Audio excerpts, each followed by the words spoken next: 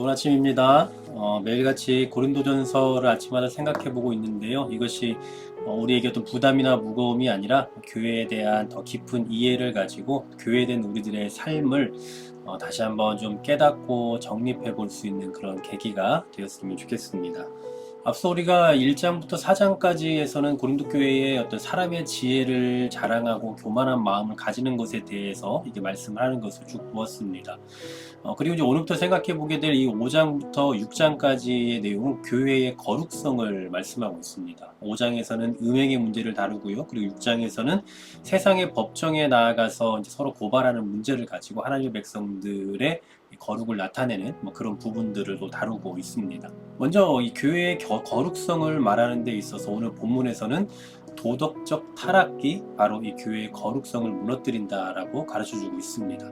사도 바울이 고린도 교회에 대해서 들은 소식 중에 하나가 어떤 거였냐? 1절에서 말씀하고 있기를 너희 중에 심지어 음행이 있다 함을 들었다라고 말씀하죠. 그리고 이 음행이 어느 정도인지 그 음행은 이방인 중에서도 없는 것이라 라고 말씀을 해요. 실제로 그 당시 로마의 정치인이자 또 이 저술가였던 키케로라는 사람에 의하면은 이 1절에서 언급하고 있는 성적인 그 방종은 로마인들도 금하고 있는 것이라고 말을 하더라고요. 그러니까 이방인 중에서도 없다라고 말할 정도로 실제로 그 당시에 로마인들도 금하는 것들을 지금 고린도 교회 안에서 하고 있다, 일어나고 있다라는 사실이죠. 뭘 얘기합니까? 고린도 교회는 도덕적인 삶이 엉망이었다라는 거예요. 하나님의 백성으로서의 윤리의식이 망가져 있는 거죠. 그런데 이런 일을 하면서도 어떻게 하고 있습니까? 2절에 보니까 너희가 오히려 교만하여집니다. 어찌하여 통한이 여기지 않고 그 일 행한 자를 너희 중에서 쫓아내지 않았냐라고 책망을 하죠. 통한이 여긴다라는 것은 여러 의미로 사용이 됩니다만 보통 그 당시에 죽은 사람으로 인해서 애통해야 할 때 쓰는 표현이라고 해요. 그러니까 교인 중에 한 사람을 잃은 것에 대해서 이렇게 애통을 해야 된다라는 거죠. 그런데 그러지 않고 있는 거죠. 대부분의 사람들이 이 죄악의 내용을 알고 있지만 이것을 인정하지 않았던 겁니다. 이처럼 윤리적으로는 성결이 없는 삶, 거룩함이 없는 삶을 살면서 영적으로 부유한 삶을 살고 있다. 은사가 있다, 지식이 있다, 이렇게 말할 수 있겠습니까? 참된 은혜는 윤리적 거룩함으로 나오는 거죠. 하나님의 은혜는 우리 주 예수 그리스도를 닮아가는 그 성화를 요구를 하거든요. 행함이 없는 믿음은 그 자체가 죽은 것이라고 야고보서 말씀하고 있지 않습니까? 진짜 예수 그리스도의 은혜 안에 살아가는 믿음이라면 거룩한 삶으로, 윤리적으로 거룩한 삶으로 열매가 드러나게 되어 있는 거예요. 그런데 지금 고린도 교회는 전혀 그렇지 못했다라는 거죠.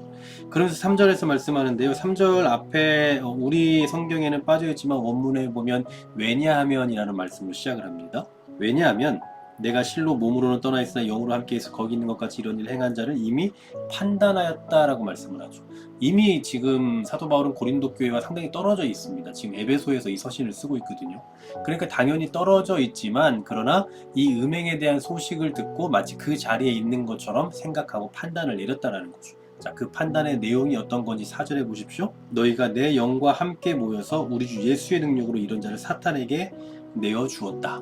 주 예수의 이름으로 내 영과 모여서 우리 주 예수의 능력으로, 자, 예수의 이름으로 예수의 능력으로 이런 자를 사탄에게 내어 주었다. 자, 약간 조금 무지막지한 표현 같은데요. 사탄에게 내어 주었다라는 것은 다른 말로 하면 출교입니다. 교회에서 더 이상 너는 교회가 아니다라고 할 수 있는 그런 의미의 이 사탄의 지배 영역으로, 사탄의 영향력으로 쫓겨난다, 그런 의미가 되는 거겠죠. 그리스도인의 특권을 상실하게 되는 겁니다. 이렇게 하는 목적이 뭡니까? 5절에서 말씀하죠. 육신은 멸하고 영은 주 예수의 날에 구원을 받게 하려 함이라. 구원을 위한 거예요. 회개를 위한 조치입니다. 사도 바울은 오늘 본문을 통해서 한 두 가지를 생각하고 가르친다고 볼 수 있을 것 같습니다. 첫 번째로는 예수님을 주님으로 섬기고 있는 하나님의 백성 공동체, 즉 교회는 거룩해야 된다는 거죠. 교회는 사람들의 어떤 악질적인 도덕성에 의해서 더럽혀져서는 안 된다 라는 사실을 가르쳐주고 있는 거예요. 실제로 교회 안에 이 교회 헌법에 의하면 출교라는 것도 있거든요. 그런 걸 통해서라도 교회는 죄가 발붙이는 곳이 되어서는 안 된다는 거예요. 두 번째로는 그들의 영혼이 주 예수의 날에 구원을 받아야 한다라는 것을 말하고 있습니다. 교회에서 떨어져 나간다, 출교를 당한다, 쫓겨난다, 그리고 오늘 본문의 표현에 의하면 사탄에게 내어준다? 참 무서운 얘기죠. 그러나 이런 것들을 통해서 궁극적으로 우리가 하고자 하는 것은 뭐냐? 그 사람을 완전히 배제시켜 버린다라는 것이 아니라 그렇게 하면서라도 그 사람이 회개하기를 바라는 겁니다. 교회가 하나님의 이 공동체를 부패시키는 또 윤리적인 문제가 발생한다면 이 두 가지를 깊이 생각해야 돼요. 하나님의 교회의 백성들이 하나님의 교회가 거룩해야 되기 때문에 죄가 발붙이는 곳이 되면 안 된다. 그러나 또 하나 생각해야 될 것은 그럼에도 불구하고 그 영혼이 회개할 수 있도록, 결국 구원받을 수 있도록 우리는 도와야 한다라는 것이죠. 죄악은 옹호되거나 아니면 변호되어서는 안 됩니다. 하나님의 은혜를 이 죄를 짓는 데에 이용되어서는 안 된다는 거죠. 그렇다고 해서 우리가 이 말씀을 토대로 우리 교회 안에 뭐 이렇게 출교를 시켜야 될 사람이 있나 없나 뭐 이런 것을 생각하자라는 것은 절대 아닙니다.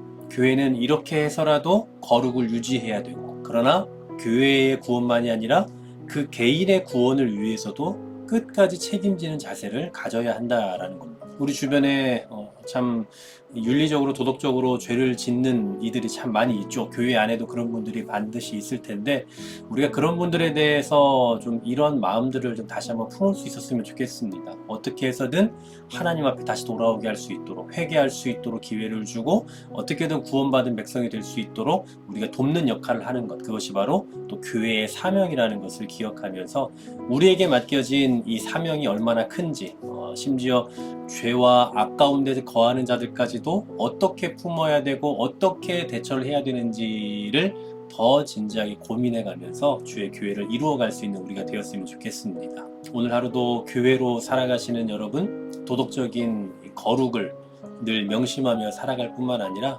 우리 곁에 있는 소위 말하는 죄인이라고 할 수 있는 이들에 대해서도 우리가 바르게 지혜롭게 또 대할 수 있는 그러한 은혜가 있기를 간절히 소망합니다. 하나님 감사합니다. 교회는 얼마나 거룩해야 하는지요. 교회가 가진 그 사명이 얼마나 큰지요. 이것들을 생각하며 오늘 하루를 살아갈 때에도 삶 속에서 거룩을 이루어갈 수 있게 하여 주시고 우리 곁에 소위 말하는 죄인이라고 할 수 있을 만한 그런 죄를 지은 사람들에 대하여서도 지혜롭게 행할 수 있는, 대할 수 있는 그런 은혜를 우리에게 허락하여 주시옵소서. 예수 그리스도의 이름으로 기도하옵나이다. 아멘.